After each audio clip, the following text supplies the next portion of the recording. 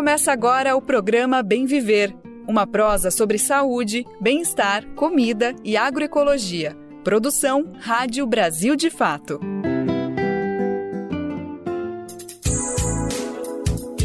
Olá, minha gente! Está no ar mais uma edição do Bem Viver, o nosso programa diário aqui no Brasil de Fato. Hoje é sexta-feira, dia 2 de maio de 2025. Eu sou Letícia Holanda e vou te fazer companhia pela próxima hora, trazendo os principais assuntos do dia, com um olhar crítico e popular sobre política, economia, cultura, meio ambiente e trabalho. Você já sabe, mas não custa relembrar. O Bem Viver é uma produção do Brasil de Fato. Estamos no ar pelo nosso site radiobrasildefato.com.br, pela Rádio Brasil de Fato FM 98.9 e em mais de 500 emissoras parceiras em todo o país. E a gente segue firme na missão de espalhar informação com olhar popular e compromisso com o direito dos povos. Então vem comigo conferir os destaques da edição de hoje. Dia do Trabalhador leva multidões às ruas em todo o país com reivindicações por direitos e condições mais justas de trabalho. Na Venezuela, MST compartilha técnicas de agricultura que aumentam a produção mesmo em áreas pequenas. Um ano após as enchentes no Rio Grande do Sul, como estão os sistemas de proteção contra as novas cheias? Na Volta Grande do Xingu, instalação da mineradora Belo Sun ameaça comunidades que já enfrentam os impactos de Belo Monte. No Conversa Bem Viver, Lucas Salum conversa com Luiz Braga, em cartaz no Instituto Moreira Salles, com a exposição fotográfica Arquipélago Imaginário. E no Mosaico Cultural, uma viagem musical até São Petersburgo, na Rússia, com uma pitada de jazz. Fica com a gente, porque o Bem Viver está só começando. Programa Bem Viver. A gente começa o programa de hoje falando sobre o Dia do Trabalhador, que começou com manifestações por melhores condições de trabalho em todo o país. Desde o início da manhã desta quinta-feira, centrais sindicais e movimentos populares realizaram atos em diferentes cidades. Em São Paulo, manifestantes se concentraram na região da Paulista para um ato contra a escala 6x1, convocado pelo movimento Vida Além do Trabalho, o VAT. O ex-deputado federal José Genuíno, do PT, que participou da mobilização em São Paulo, conversou com o repórter Pedro Estropassolas e reforçou a importância do tema, além da ampliação da isenção do imposto de renda. Eu acho muito importante esta bandeira estar colocada no 1º de maio. Importante até porque foi positivo o pronunciamento do presidente Lula em defender o fim da jornada 6x1. A jornada de trabalho é uma bandeira essencial de defesa dos direitos da classe trabalhadora e de enfrentamento do sistema capitalista na sua configuração neoliberal. Portanto, nesta manifestação, acho fundamental colocar a jornada de trabalho sem diminuição do salário, a luta pela isenção do imposto de renda até 5 mil e a taxação dos ricos mensalmente a partir de 50 mil. Acho que são bandeiras essenciais junto com a bandeira da luta sem anistia. Na última quarta-feira, o presidente Luiz Inácio Lula da Silva, do PT, defendeu o fim da jornada 6x1 em pronunciamento em rede nacional. No entanto, mais de 2 meses após ser protocolada na Câmara dos Deputados, a proposta de emenda à Constituição, que acaba com a escala de 6 dias de trabalho por um dia de folga, continua fora da pauta de votação no Parlamento brasileiro. Genuíno aponta que somente com a pressão popular o Congresso Nacional irá pautar a PEC 6x1. Do jeito que está o Congresso Nacional, as assembleias e as câmaras municipais, e a gente viu esse espetáculo triste na Câmara Municipal de São Paulo, promovido pela extrema-direita, só garantiremos a tramitação dos projetos populares com muita pressão. É das ruas para o Congresso, não é do Congresso para as ruas. Nós temos que mobilizar as ruas para pressionar o Congresso por essas pautas. Para a PEC ser aprovada na Câmara, são necessários votos de pelo menos 308 dos 513 deputados em 2 turnos de votação. Além do VAT, integraram o ato da Paulista o movimento de empregadas domésticas, representantes de ambulantes, políticos, entre outros. Uma troca de saberes que vem cruzando fronteiras, integrantes do movimento dos trabalhadores rurais sem terra estão na Venezuela levando técnicas de cultivo que permitem aumentar a produção de alimentos, mesmo em espaços pequenos. A proposta faz parte de uma iniciativa internacional de solidariedade e tem como objetivo ajudar a superar desafios históricos na produção de comida saudável no país vizinho. Saiba mais na reportagem de Lourenço Santiago, correspondente em Caracas, na Venezuela.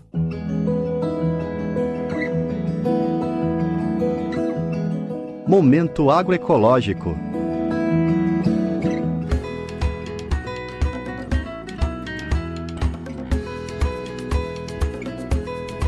Produzir de maneira rápida para receber famílias no início de um acampamento.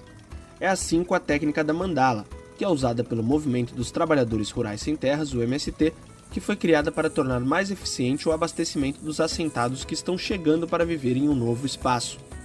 Esse modelo de produção consiste em um espaço circular de 24 metros por 24. No centro fica a produção de proteínas, porcos, galinhas ou um tanque para a criação de peixes. Ao redor do círculo central, outras faixas circulares são formadas para a produção de diferentes alimentos. A técnica está sendo usada agora na Venezuela para o novo acampamento do MST na Vergarenha, no sul do país. O terreno de 180 mil hectares será usado pelo governo venezuelano para a produção de alimentos com o intuito de garantir a soberania alimentar da Venezuela. Maurício Arantes é integrante do Coletivo Nacional da Juventude Sem Terra e contribui com a formação da brigada do MST na Venezuela. Ele está na Vergarenha para ajudar a implementar o novo acampamento do movimento na região e a horta no formato da mandala para as famílias. Aqui nesse espaço onde o pessoal a companheirada está limpando ali, já estão trabalhando, é onde a gente vai instalar a primeira experiência de produção da brigada, do acampamento, que é a horta em formato de mandala, que tem um melhor aproveitamento de espaço e tem o intuito de produção de ciclos curtos, que são as hortaliças, as alface, couve, os condimentos como cebolinha, salsinha. E no centro da mandala, também para aproveitamento do espaço, é onde a gente vai estar produzindo as proteínas que vão ser oferecidas também para a companheirada que está acampada, que é o galinheiro, onde as galinhas vão produzir a proteína através do ovo e da carne também, que vai ser produzido aqui. Arantes afirma que a mandala é uma estratégia importante para alimentar as primeiras pessoas que chegam. A mandala ela tem esse intuito de oferecer o alimento mais imediato, né, esse primeiro momento do acampamento, e depois, com o tempo, com as famílias chegando e acampando, vai se desenvolver outras formas de produção, como as lavouras, a produção do gado, a produção dos porcos. E aí sim a gente arranca com a produção em larga escala. Apesar de a montagem do acampamento estar sendo feita agora, o estudo e os acordos entre o governo venezuelano e o movimento estão sendo desenhados desde agosto do ano passado. O presidente da Venezuela, Nicolás Maduro, convocou integrantes do MST para ajudar na coordenação do projeto chamado de Pátria Grande do Sul e para auxiliar na formação de produtores venezuelanos que vão aprender as técnicas desenvolvidas pelo movimento para a produção de alimentos sem agrotóxicos. Jéssica Lima é integrante do MST e está na Venezuela com essa missão.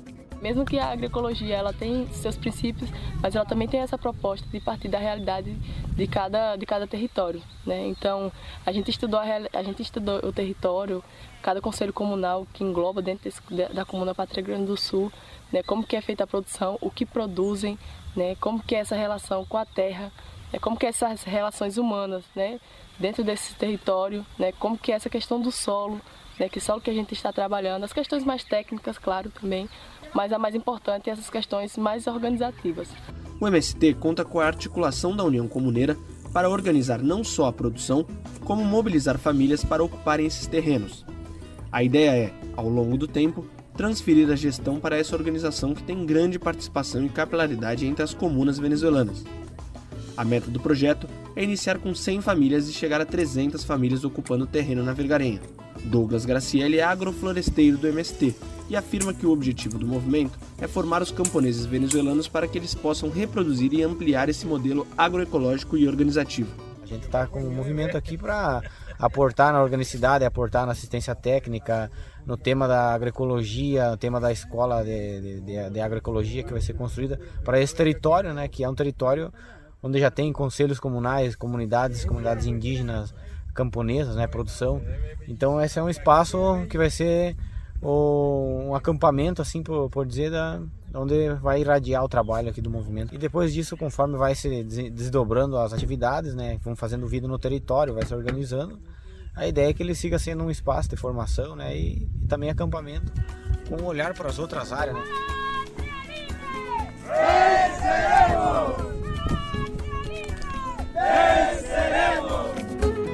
De Caracas, para a Rádio Brasil de Fato, Lorenzo Santiago. No Rio Grande do Sul, a população segue tentando se recuperar das marcas de uma das maiores tragédias climáticas da história do estado. Há um ano, enchentes atingiram dezenas de municípios e deixaram um rastro de mortes, desabrigados e prejuízos. Mas o que mudou desde então? Os sistemas de proteção contra as novas cheias estão melhores? A gente te conta agora o que foi feito e o que ainda falta fazer para garantir a segurança da população. Saiba mais na reportagem de Marcelo Ferreira. A enchente histórica devastou todo o Rio Grande do Sul e deixou 184 mortes. Um ano depois da tragédia, ainda há muito a ser feito para a reconstrução e adaptação aos eventos climáticos extremos no estado. Um dos pontos críticos é a construção de sistemas de proteção contra cheias. 8 projetos foram prometidos, mas nenhum ainda está em execução. O governo federal disponibilizou um fundo de 6,5 bilhões de reais para isso, dinheiro que deve ser liberado quando o governo estadual enviar os projetos. O que também não aconteceu, como alerta a bancada do PT na Assembleia Legislativa. O governador Eduardo Leite, do PSDB, se defendeu transferindo a culpa ao governo federal e citou a demora na publicação das diretrizes para a aplicação dos recursos. Já o deputado petista Miguel Rosseto rebateu e criticou a postura, que considerou falta de diálogo. E o que motivou essa chamada crise é que o governador Eduardo Leite manda um ofício na semana passada, 10 dias, para o ministro Rui Costa, inclusive, solicitando a transferência para o caixa do governo de 3 bilhões de reais, sem nenhum projeto. O que é um movimento estranho, é que o governador, que não atualizou projetos, aliás, destruiu a Metroplan, responsável por esses projetos. Eduardo Leite mudou o tom na apresentação do balanço de um ano das enchentes. Segundo o governador do Rio Grande do Sul, mesmo projetos que existiam anteriormente precisam ser atualizados. Andou aí uma polêmica, enfim, porque tem quem diga que o governo não está usando o recurso, o governo pede o recurso e aí o governo federal diz que não é assim, tem que ter o projeto. Enfim, o ponto importante é o seguinte, os projetos são complexos. Nós não estamos falando aqui de pegar um monte de máquina e fazer dique, empurrar terra para fazer dique, né? Isso tem impacto ambiental. Os estudos que estavam sendo feitos para os sistemas de proteção a cheias até então, seriam superados pela enchente que aconteceu. Entre os projetos mais avançados, uma das prioridades é o sistema de proteção de Eldorado do Sul. Durante a enchente, a cidade vizinha da capital gaúcha teve 100% da área urbana e boa parte da área rural alagadas pelo rio Jacuí. Durante visita ao município para apresentar projetos de moradia, o governador Eduardo Leite foi cobrado e disse que o edital de contratação da atualização do projeto deve sair nos próximos dias. A perspectiva é de ter, até o final de maio, a contratação da atualização do projeto. E a partir disso, 6 meses que a empresa tem para fazer a atualização dos projetos. Concluída a atualização, ela nos entrega, nós aí encaminhamos a contratação integrada, projeto executivo e obra. Então a empresa que for contratada daqui a 7, 8 meses, até o final do ano, né, ela vai ser um contrato integrado. Ela vai fazer os projetos executivos e executar as obras propriamente ditas, que são obras que vão alcançar quase R$1 bilhão. Na ocasião, agricultores do MST de Eldorado do Sul entregaram um ofício ao governador, pedindo que o dique de proteção contemple o assentamento Integração Gaúcha, que foi fortemente impactado pela enchente. O agricultor José Francisco Cardoso, mais conhecido como Tigre, alerta que o projeto está deixando o assentamento na área alagada, após anos de debate. Nós viemos trabalhando desde 2012 no projeto do DIC, até o governo Dilma liberar 5 milhões para os estudos. Os estudos, todos eles foram feitos. Foi feito 3 modalidades de estudo, estudo 1, 2 e 3, traçados aonde o DIC iria passar. com a cota de 1941. Tá? E sofremos em maio a grande enchente. E a gente sabe por notícia que a Metroplan, o governo do estado, tomou a decisão de seguir o traçado 2. O traçado 2, ele não contempla o assentamento Integração Gaúcha. Questionado sobre a demanda do MST, Eduardo Leite disse que o governo vai analisar a necessidade, mas alertou para a complexidade de possíveis mudanças. Então eu não tenho domínio aqui sobre se a área está contemplada ou não, que percentual da área está ou não está, mas eu tenho que alertar que assim, qualquer alteração de projetos geraria recomeçar esse trabalho. Uma coisa é atualizar os anteprojetos para cotas mais elevadas, né, estruturas diferenciadas, mas respeitando o mesmo traçado. Outra é mudar o traçado. Bom, isso exige níveis de estudos, porque quando você vai impermeabilizar uma área, se uma área vai passar a estar protegida, a água que entra naquela área, ela vai para algum lugar. Aí tem que fazer o estudo de para onde que essa água vai, o que ela vai impactar nas mediações, nas localidades. É um pouquinho mais complexo. Para o deputado Miguel Rosseto, o fato de os assentados precisarem solicitar a inclusão dentro do DIC expõe a ausência de planejamento com participação popular. Estas obras têm que ter uma validação popular, têm que ser validadas pelos municípios, pelas comunidades. Esse é um tema central para que isso dê certo. Caso contrário, eles não resolvem o problema dos municípios, não vão ter a manutenção e a gestão adequada, como infelizmente aconteceu aqui em Porto Alegre. Ou seja, o sistema de proteção tem que ser uma apropriação cultural do município, tem que algo que faça parte, né, da cultura do município de cuidar bem do meio ambiente. De Porto Alegre, no Rio Grande do Sul, para a Rádio Brasil de Fato, Marcelo Ferreira. A ameaça é velha conhecida das populações ribeirinhas e indígenas da Volta Grande do Xingu, no Pará. Após os impactos já vivenciados com a hidrelétrica de Belo Monte, agora é a vez de enfrentar a chegada da mineradora Belo Sun. O empreendimento pretende instalar uma mina de ouro a céu aberto na região. Lideranças locais e organizações sociais denunciam a ausência de consulta prévia e o risco de colapso ambiental e humanitário. Confira na reportagem de Heraldo Paulino. Há 10 anos, o barramento do rio Xingu pela hidrelétrica de Belo Monte reduziu drasticamente a vazão do rio na Volta Grande do Xingu, no Pará. A região abrange municípios como Altamira e Senador José Porfírio. O colapso ambiental prejudicou a economia e a segurança alimentar de comunidades camponesas, ribeirinhas e indígenas. Agora, a região enfrenta outra ameaça, a instalação da mineradora Belo Sun, que pretende extrair cerca de 6 toneladas de ouro por ano. O projeto também prevê o despejo de 35 milhões de metros cúbicos de rejeitos tóxicos às margens do rio já impactado. Diogo Cabral é advogado do movimento Xingu Vivo para Sempre, uma das organizações que atuam ao lado das famílias que resistem a Belo Sun. Ele explica o modus operandi da empresa contra quem a enfrenta. A Belo Sun, em relação a essas famílias de trabalhadores e trabalhadoras, de ribeirinhos, enfim, de indígenas, ela há algum tempo tem tentado utilizar de mecanismos judiciais, extrajudiciais, para fins de criar embaraços, promover situações específicas de medo, né, de pânico, situações, todas essas relacionadas a um conflito pela posse e pela propriedade de terras, né, que estão situadas no coração da Amazônia, né, e que são ocupadas há muito tempo por assentados, né, por trabalhadores e trabalhadoras rurais. Uma das principais disputas judiciais envolvendo a Belo Sun é sobre quem tem a competência para o licenciamento ambiental. O IBAMA se recusa a assumir o processo, alegando que a obra não atinge terras indígenas, posição que contraria pareceres do Ministério Público Federal e de pesquisadores locais. Em janeiro de 2024, o Tribunal Regional Federal da Primeira Região devolveu para a Secretaria de Meio Ambiente do Pará, a SEMAS, a responsabilidade pela licença da instalação. Essa licença já tinha sido concedida em 2017, mas estava suspensa por decisão judicial. Um dos motivos foi a falta de consulta prévia, um direito que garante aos povos indígenas serem ouvidos antes da realização de projetos que possam afetar seus territórios.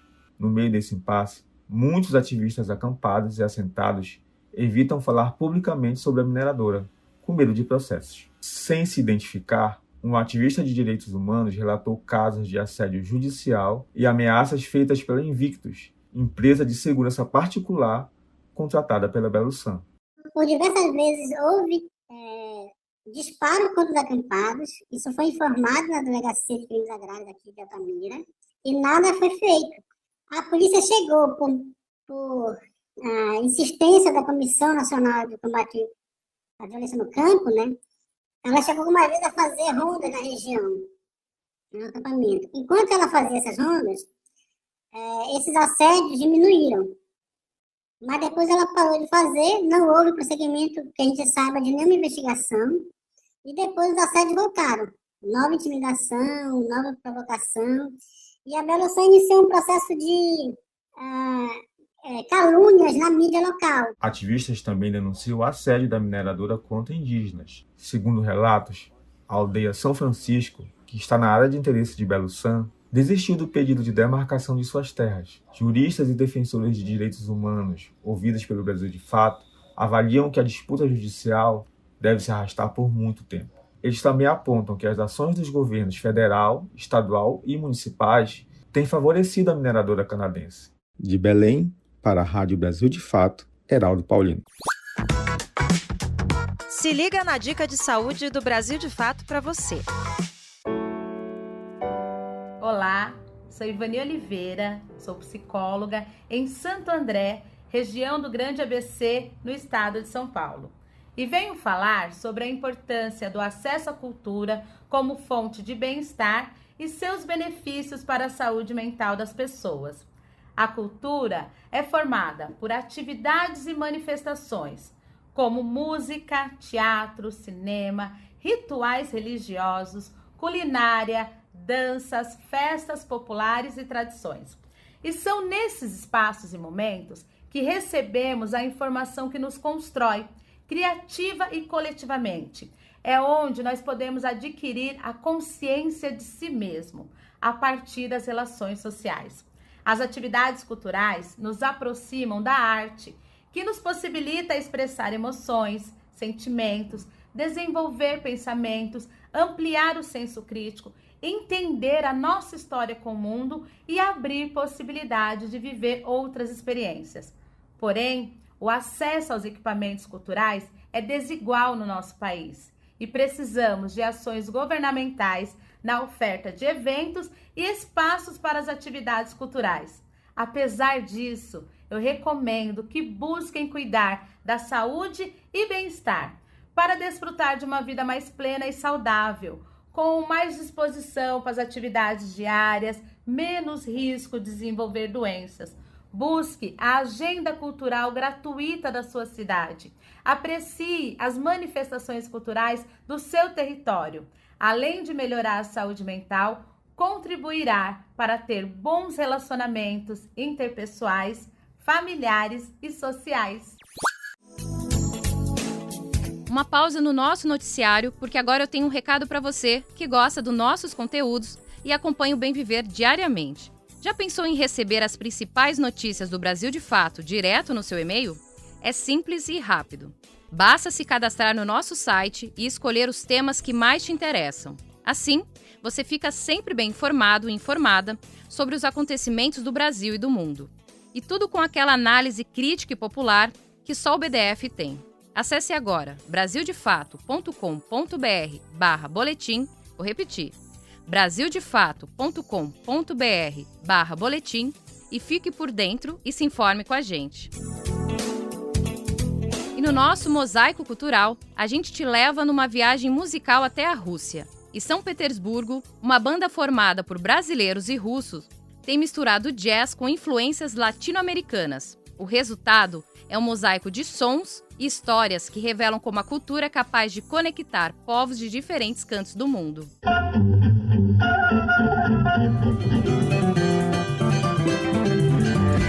Mosaico Cultural, uma produção Rádio Agência Brasil de Fato.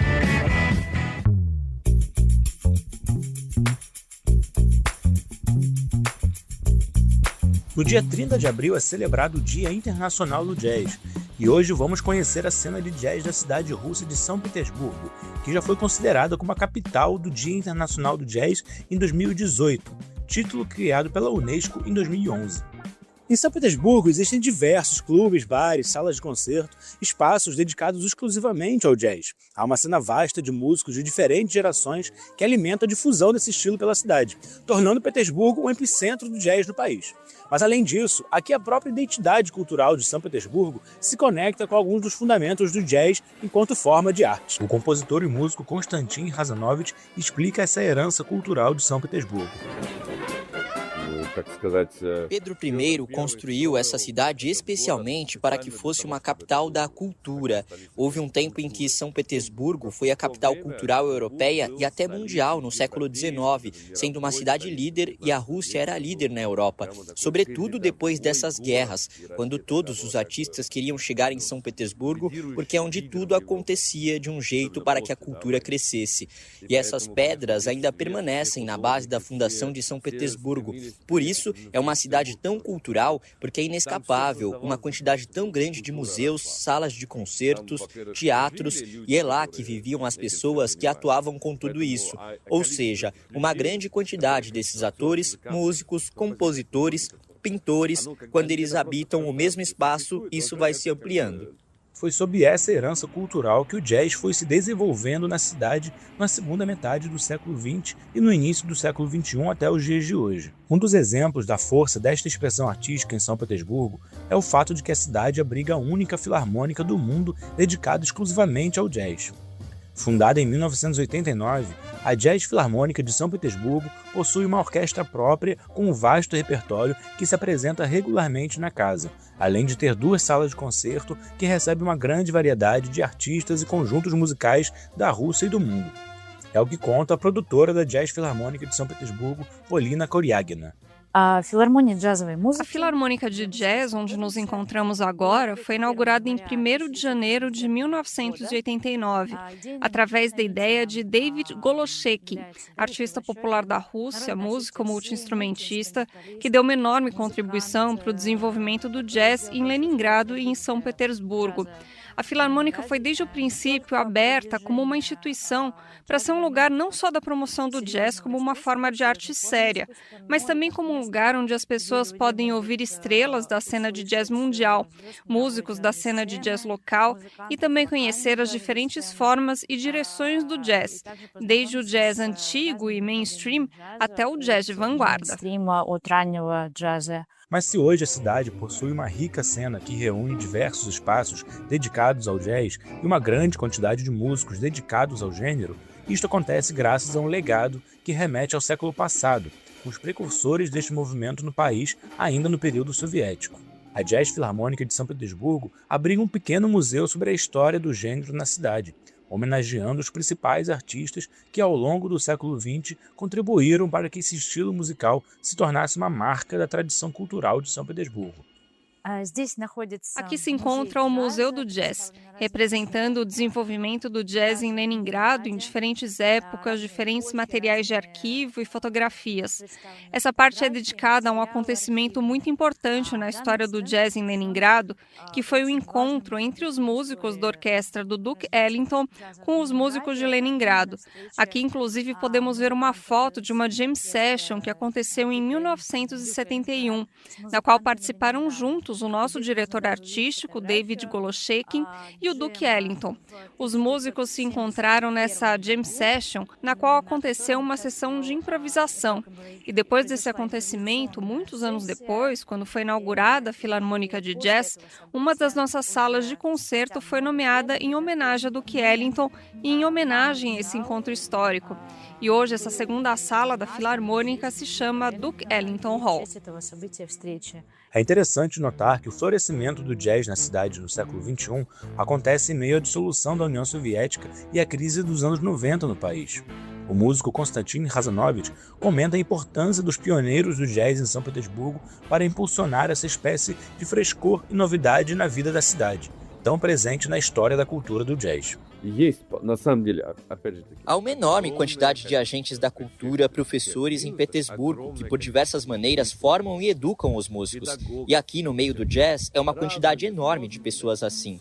Davi Simeonovich Goloshonky, além de músico, ele também é um ideólogo, uma espécie de motor para a frente, e ele com certeza movimentou o jazz na cidade.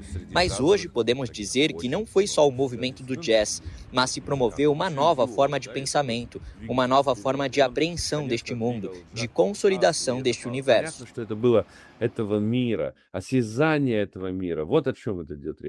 O jazz nasceu como uma manifestação artística popular do encontro da cultura africana com a europeia entre as comunidades negras em Nova Orleans, nos Estados Unidos. Depois disso, o jazz conquistou o planeta e hoje é uma expressão artística difundida no mundo inteiro. Já a cidade de São Petersburgo foi fundada pelo czar Pedro o Grande em 1703 para ser justamente a abertura da Rússia para a Europa e uma janela para o desenvolvimento e a modernização do país. E é essa espécie de vocação cosmopolita fazendo uma ponte entre a tradição e o moderno que faz com que, em pleno século XXI, São Petersburgo seja um terreno fértil para a continuidade da força do jazz como uma expressão artística. O mais importante não é reproduzir o jazz de outro lugar, mas esse apelo de que nós queremos, nós podemos por nós mesmos. Isso é importante, é uma manifestação da vontade, e isso formulou em certa medida uma camada cultural. O jazz realmente representa uma camada cultural de Petersburgo. São Petersburgo é uma cidade de pessoas muito sensíveis, e o jazz é uma música que também permite você ter uma espécie de experiência coletiva, porque em geral as pessoas em São Petersburgo são muito fechadas, cada um na sua, são introvertidas, e o jazz é algo para o qual você pode se abrir. Então, portanto, o jazz exerceu um grande papel e exerce até hoje como um fenômeno musical. De São Petersburgo, na Rússia, para a Rádio Brasil de Fato, Sergei Monin.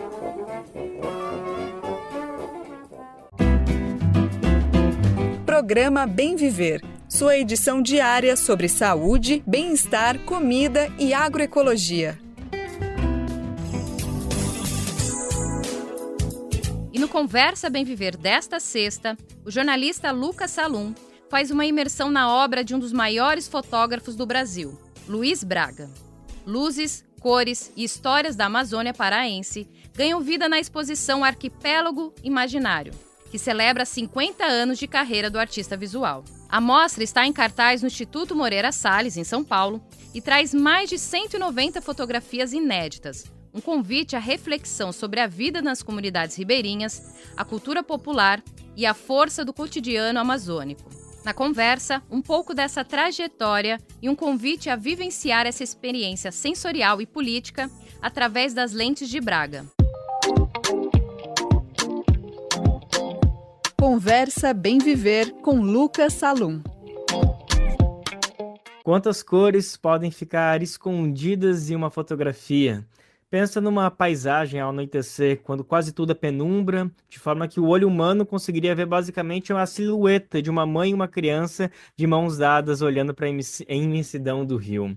Mas nas lentes de um fotógrafo investigador de tons, sobretons e cores, o retrato pode se transformar. Verdes e violetas surgem um degradê surpreendente até para os olhares mais atentos. E quem conversa bem viver é justamente esse fotógrafo, Luiz Braga, minha gente. Renomado artista visual de Belém do Pará para o mundo e agora especificamente para o IMS aqui em São Paulo. O Instituto Moreira Salles aqui de São Paulo está com a exposição fotográfica Arquipélago Imaginário. Fica até o final de agosto, homenageando os 50 anos de carreira de Luiz Braga, com fotografias inéditas, mais de 190 trabalhos dele chegando a primeira vez para o público. Luiz, que alegria poder falar contigo. Obrigado por esse tempinho para poder falar com a gente, viu, meu amigo? Imagina, é um grande prazer receber vocês e falar dessa exposição que está sendo tão importante para a minha vida, porque eu acho que eu nunca tinha feito uma exposição dessa magnitude e, o mais importante, com essa construção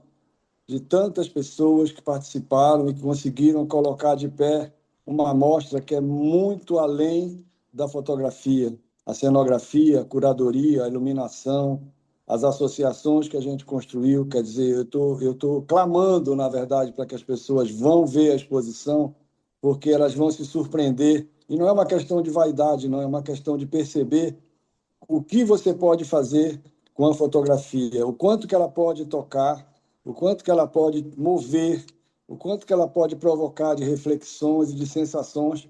Eu acho que a gente está muito feliz de ter conseguido realizar essa exposição no IMS. E eu sigo dizendo, eu acho que não adianta dizer que está vendo pela mídia social, porque não está. Entendeu? A mídia social, ela nem era para ser uma exposição instagramável, mas ela virou uma exposição super instagramável. Basta ver a quantidade de stories que eu recebo.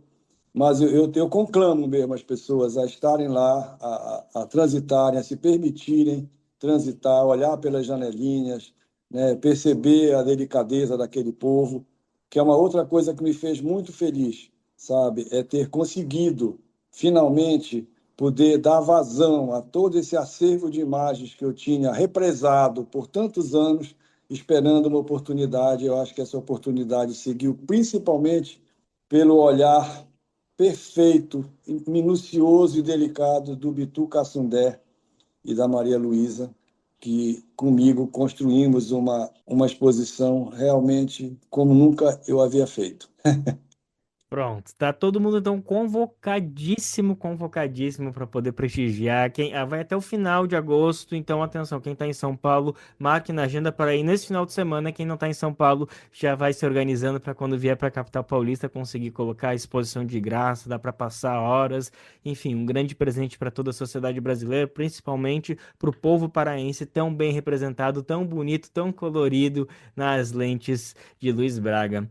Luiz, você Obrigado. falou várias coisas muito bonitas na sua introdução que eu quero tentar abordar aqui ao longo da nossa conversa, mas eu queria começar falando das cores. Eu fiz uma brincadeira na abertura, Sim. né, mostrando essas cores escondidas que você consegue captar de forma única. E claro, o seu trabalho não se concentra apenas em explorar as cores, tem retratos Sim. importantíssimos em preto e branco, enfim, você explora diversas questões da fotografia, mas as cores é uma questão que chama a atenção das pessoas. E eu queria te ouvir um pouquinho de como essas cores começaram a se tornar amigas tão íntimas suas. Você acredita que tem uma influência paraense, digamos assim, o cenário de Belém, do Pará, de forma geral, foi o provocador dessa tua investigação sobre as cores? Com certeza. Primeiro que tudo, as cores foram, digamos assim, para mim, a grande redenção, porque até eu encontrá-las, e eu encontrei-as no caminho da faculdade de arquitetura, eu estava muito ansioso, porque eu não tinha conseguido um traço ou uma maneira pela qual as pessoas pudessem me reconhecer. Um estilo, digamos assim. Eu não tinha conseguido, óbvio que era muito jovem, mas eu era muito ansioso, né? Escorpiano, muito jovem, eu achava que eu tinha que ter uma qualidade que as pessoas olhassem e dissessem, isso é o Luiz Braga. Claro que eu não tinha, porque eu não tinha nem 5 anos de carreira, não podia ter. Então, mas a ânsia estava lá, né? Então, eu ia e voltava para a faculdade de arquitetura e eu comecei a perceber que aquela região por onde eu transitava, aquela região a região ribeirinha de Belém, ela tinha uma forma de se colorir completamente diferente do centro da cidade onde eu morava, né? Da Belém, da colonial, da Belém dos bangalôs. Aquela Belém ribeirinha era e é até hoje um depositário de uma sabedoria cromática maravilhosa e que foi o que primeiro me encantou. Então, logo eu vi que eu estava descendo do carro, pegando a câmera e mergulhando naquele universo cheio de cores, os bares, os carrinhos, os barcos, entendeu? As fachadas, as pequenas lojas, as vendas de açaí. Eu fui me encantando por aquilo, tanto que o curso de arquitetura, que normalmente duraria 4 anos e meio, no máximo 5, eu fiz em 8 anos e meio. E eu só concluí porque realmente eu percebi que eu ia ficar jubilado, entendeu? Porque eu perdi a aula direto, cara. Eu perdi a aula direto para mergulhar naquelas cores.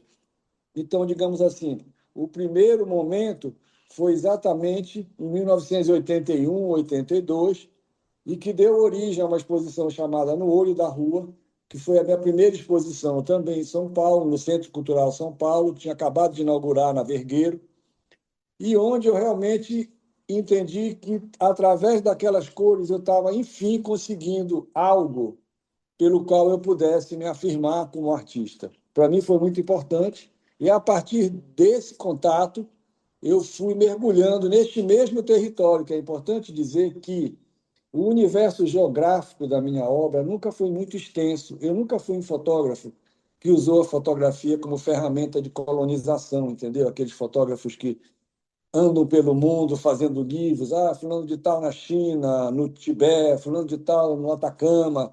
Eu nunca tive essa ambição, Lençóis Maranhenses e por aí vai. Eu sempre tive uma intenção de mergulhar nas pequenas coisas, isso está muito claro na exposição, naquelas coisas ordinárias, nas pequenas tarefas, nos artesãos, no alfaiate, né, no fotógrafo de rua, no açougueiro. Então, eu sempre tive esse interesse pelas pessoas mais singelas, pelos universos mais simples, né? E eu sigo com esse interesse. Isso é uma coisa ancestral na minha obra e que eu sigo fiel a ela e que, na exposição, eu tenho esse prazer imenso de ter podido, né, desaguar isso para os olhos do público. Ei, Luiz, no final da tua resposta, tu citou uma série de pessoas, de trabalhadores, e eu queria botar um pouquinho desse assunto na nossa roda, ainda mais que a gente está conversando numa semana muito especial, o Dia Mundial dos Trabalhadores e Trabalhadoras, se celebra nessa semana, dia 1º de maio. É uma data importantíssima para o Brasil, mas a gente sabe que tem respaldo mundial, são pelo menos 80 países que têm essa celebração. Eu queria te ouvir um pouquinho de que maneira que você sente que as suas fotografias, que o seu trabalho dialoga com a questão dos trabalhadores e trabalhadoras, especialmente de Belém, das comunidades ribeirinhas. Olha, eu acho que eu não quero parecer uma pessoa vaidosa ou narcisista, porque não é o caso. Eu não faço fotografia para ser famoso, nem para ficar célebre. Eu acho que a celebrização, se ela se der, é das obras e não minha, pessoal. Eu quero que as pessoas se lembrem. Eu fico muito feliz quando as pessoas se lembram de uma obra. E isso, às vezes, eu fico realmente surpreso quando eu percebo de onde eu menos espero. Uma vez eu estava pagando uma conta no supermercado aqui em Belém. E aí, quando a moça pegou o cartão, ela falou: você é o fotógrafo. Eu falei: é. Eu lembro daquela foto sua que tem aquele homem atrás do muro. Eu falei: caramba, aí cumpriu, entendeu? Aí fechou para mim, porque é isso que eu acredito, é isso que eu quero. Então, por exemplo, eu sempre celebrei os pequenos ofícios, sabe? Aquelas pessoas que normalmente são transparentes ao olhar dominante, né? São aquelas pessoas que em geral, estão à margem, né, da própria arte mesmo, sabe? Eu nunca me interessei, né, por pessoas célebres, sabe? Assim, pessoas famosas, né? Fotografar uma pessoa que seja, tipo assim, um grande cantor, sei lá, uma grande cantora. Eu até tenho retratos, porque eu vivia disso, né? Eu fazia retratos profissionalmente, fiz campanha política e tal, fiz muito retrato no estúdio, gostava de fazer mais. O meu trabalho autoral, né, o meu encanto sempre se deu por esses pequenos ofícios. É o relojoeiro, é o cara que consertava a televisão, é o porteiro do hotel, sabe? É o açougueiro, é o cara que vende fruta no carrinho, é o cara que vendia amendoim na feira, entendeu? Essas atividades, realmente, o vaqueiro, sempre me seduziram, me encantaram, porque eu acho que eles são verdadeiros, na minha opinião, grandes heróis anônimos, sabe? Grandes heróis anônimos que não frequentam. Quando eu falei que eu fiquei muito feliz de poder dar vazão a todo esse contingente de imagens que eu tinha guardado, é porque é como se eu sentisse que eu precisava que essas pessoas fossem vistas, sabe? Na sua dignidade, na sua força, na sua beleza, sabe? Na sua altivez, na sua resistência, sabe? Eu sempre desejei isso, mas é claro que fazer uma exposição sempre é uma coisa muito onerosa. Você tem que ter espaço, você tem que ter dinheiro para fazer as ampliações, você sempre tem que... Enfim, é uma série de coisas que muitas vezes impedem que esse desejo de ter o trabalho chegando aos olhos do público seja realizado. Então, esse, para mim, foi um dos grandes prêmios que essa exposição me deu, a possibilidade de ter essas imagens chegando aos olhos do público e tocando as pessoas, criando pontes, sabe? Então eu fico muito feliz quando eu recebo histórias das pessoas, né, postando e vendo que aquelas imagens singelas de pessoas simples, mas esplendidamente belas, está tocando o coração das pessoas.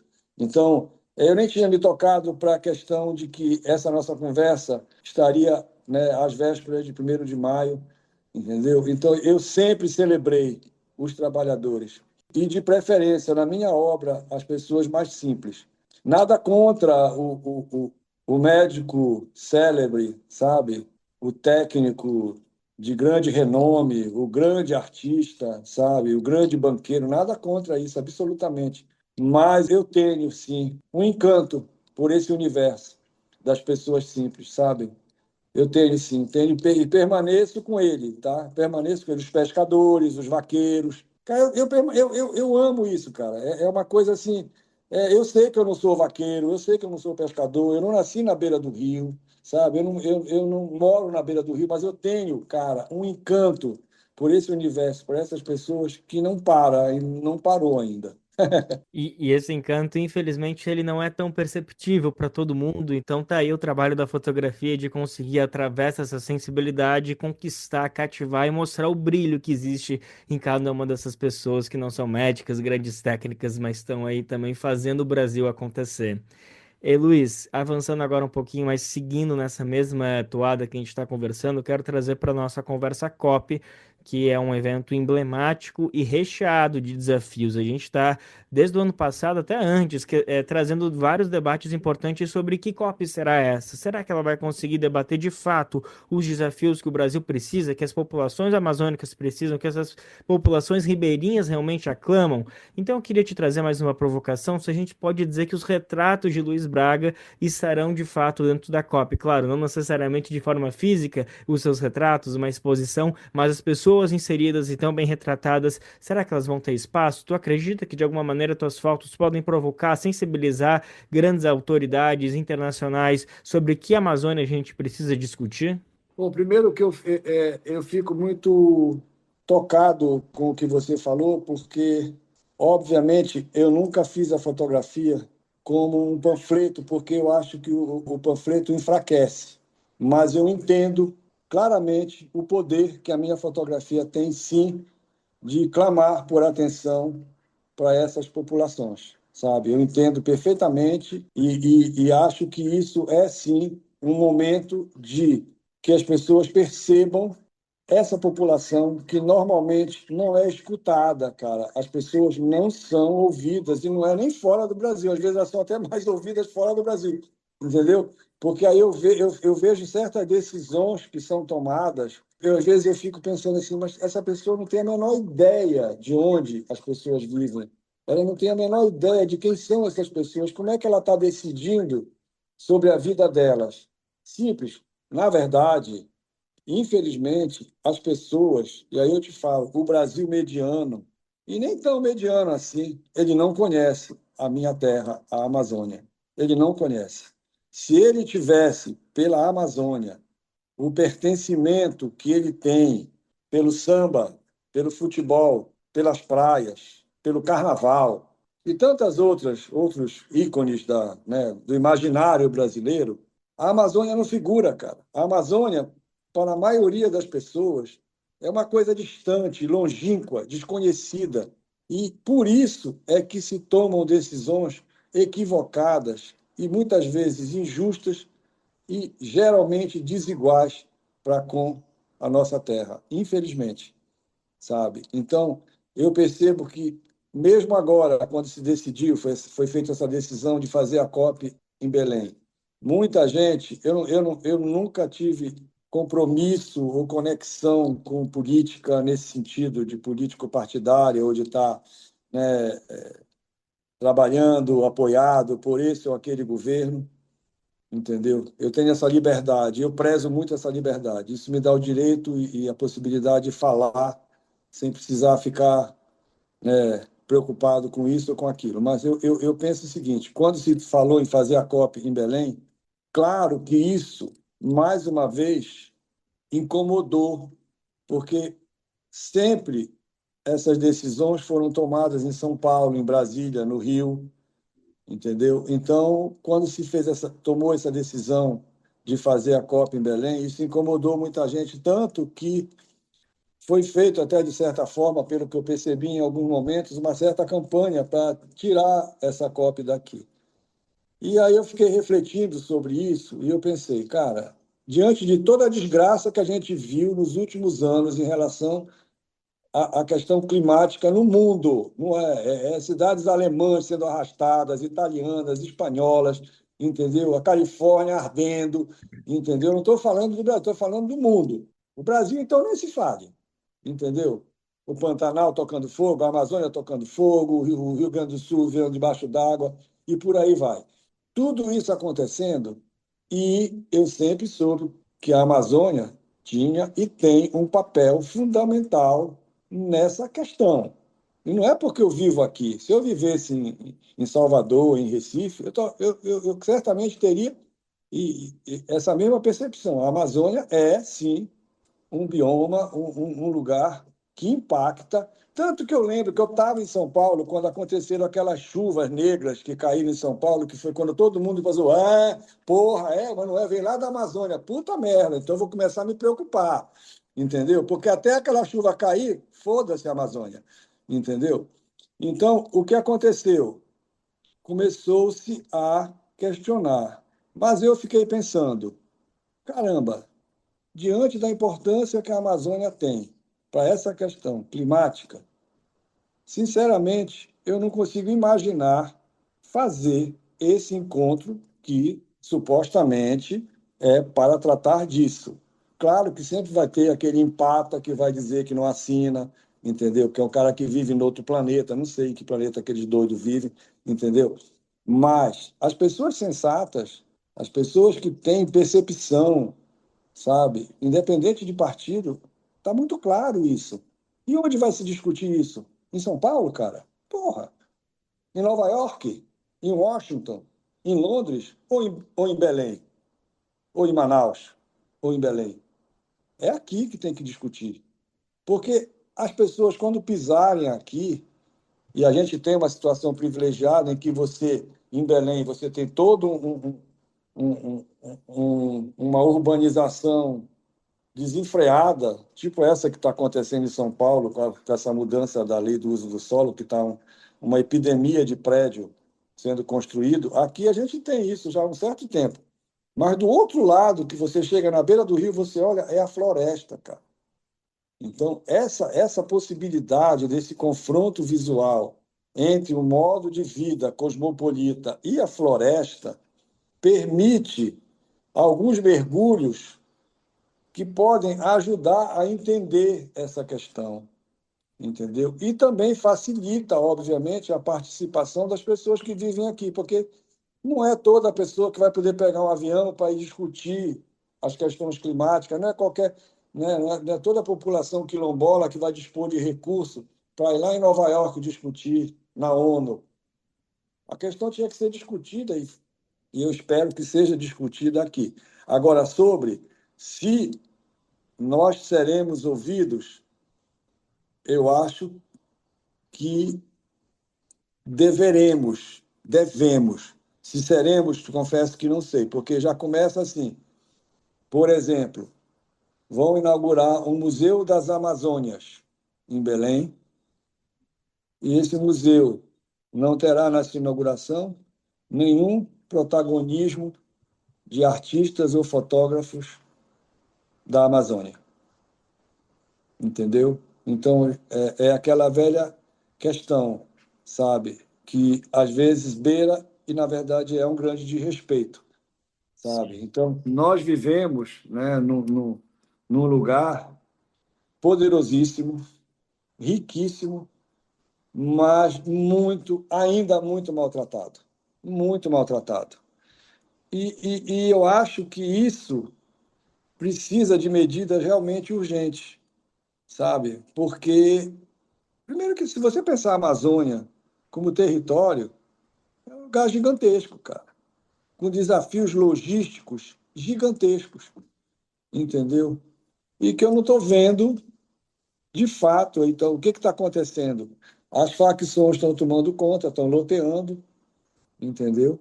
Acuando os ribeirinhos, porque pensa o seguinte, como é que um morador da beira do rio, que não tem luz elétrica, só tem luz elétrica de um gerador, se ele tiver alguma condição melhor. Estou falando dos que estão distantes, né? Não é o ribeirinho daqui de Belém, nem das cidades já que tem energia elétrica e tudo mais.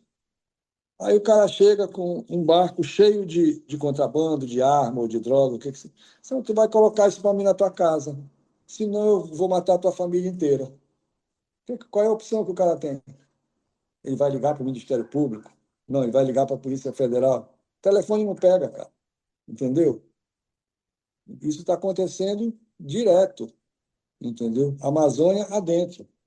Sabe? Então, infelizmente, são diversas questões que precisam ser tratadas, porque todas elas impactam na vida de todo mundo. Né? Uma vez eu vi um comentário maravilhoso, que as pessoas têm que parar de pensar que existe o lá fora. Não existe o lá fora. É tudo aqui. Não existe Entendeu? jogar fora, né? Quando a Não gente pensa em mesmo, cara. mundo, é tudo dentro nosso, não existe um barco, nem uma nave espacial que vai salvar nem a gente, nem os bilionários de um outro planeta possível. A gente acabou de Não conversar mesmo. com o fotógrafo Luiz Braga, ele que é diretamente de Belém do Pará e está trazendo aí, nos convocando para essa exposição do trabalho dele com 190 fotografias inéditas que o MS, Instituto Moreira Salles, está nos prestigiando de graça. Eu nem vou falar que vai até o dia 31 de agosto, porque senão as pessoas ficam postergando semana que vem, mas como tem gente Pois é. que programa para vir de fora, então é bom falar sim que vai até o final de agosto, então dá tempo de ver uma passagem aqui para São Paulo para prestigiar esse grande trabalho que retrata tão bem a população beleense. Luiz, obrigado mais uma vez pela tua Muito disponibilidade para obrigado, conversar com a cara. gente. Muito obrigado. Um abraço grande. Tchau. Conversa Bem Viver com Lucas Salum. Maravilha, Lucas! Então já sabe, procura por Conversa Bem Viver nas plataformas de podcast ou acessa lá em brasildefato.com.br. E agora chega aquele momento do recadinho que deixa muita gente pelo país cheia de orgulho. É que o Bem Viver faz parte de uma rede incrível de parcerias que retransmite o programa por todo o Brasil. Já são quase 500 emissoras espalhadas pelo país que recebem e compartilham nossas edições diárias. E a boa notícia é que essa rede pode crescer ainda mais. Você faz parte de uma rádio e quer se juntar a essa parceria? Para isso, é só se cadastrar no nosso site, radiobrasildefato.com.br. Quando chegar lá, você clica em Como Ser uma Rádio Parceira. Ah, mas a gente não pode esquecer também das nossas parcerias nas plataformas de podcast. Assim, você escuta quando e como quiser, no seu ritmo, do seu jeitinho. Além de sintonizar nas rádios, você também pode ouvir e assinar o Bem Viver de forma digital. Assim, você acompanha na hora que quiser. É só acessar o site do Brasil de Fato ou procurar no Spotify, Deezer, iTunes e Google Podcasts. E tem também dica para quem está em São Paulo. Nos dias 10 e 11 de maio, o Brasil de Fato e o Movimento dos Trabalhadores Rurais Sem Terra, o MST, realizam a Mostra de Cinema da Terra com filmes temáticos. A programação acontece dentro da Feira Nacional da Reforma Agrária e conta com produções que dão visibilidade à luta no campo, à cultura popular e à resistência dos povos do Brasil. Se você está pela cidade, vale a pena conferir, é de graça. Dá uma olhada na programação no site do MST ou do Brasil de Fato. Edição do Bem Viver desta sexta-feira fica por aqui. Lembrando, quem está na Grande São Paulo pode nos ouvir diariamente pela Rádio Brasil de Fato, 98.9 FM. Mas quem não estiver na Grande São Paulo pode ouvir também. É só entrar no site do brasildefato.com.br. Também temos o orgulho de ir ao ar em diversas rádios pelo país. A lista completa de emissoras que retransmitem o Bem Viver você encontra no nosso site, na matéria de divulgação diária do programa. E como não poderia ser diferente, aproveitamos para agradecer a esses veículos por estarem com a gente. O Bem Viver também fica disponível como podcast no Spotify, Deezer, iTunes e Google Podcasts. E antes de me despedir, vou aqui agradecer sua companhia e deixar a ficha técnica dessa edição. A apresentação e roteiro do programa foi comigo, Letícia Holanda. A edição e produção foi de Lucas Salum, Douglas Matos e Daniel Lamir. Trabalhos técnicos de Fábio Balbini, Adilson Oliveira e André Paroche. Coordenação de áudio e vídeo, Monize Ravena. Direção de programas de áudio, Camila Salmásio. Direção executiva, Nina Fidelis. Apoio, equipe de jornalismo do Brasil de Fato. Um grande abraço, uma ótima sexta e até a próxima.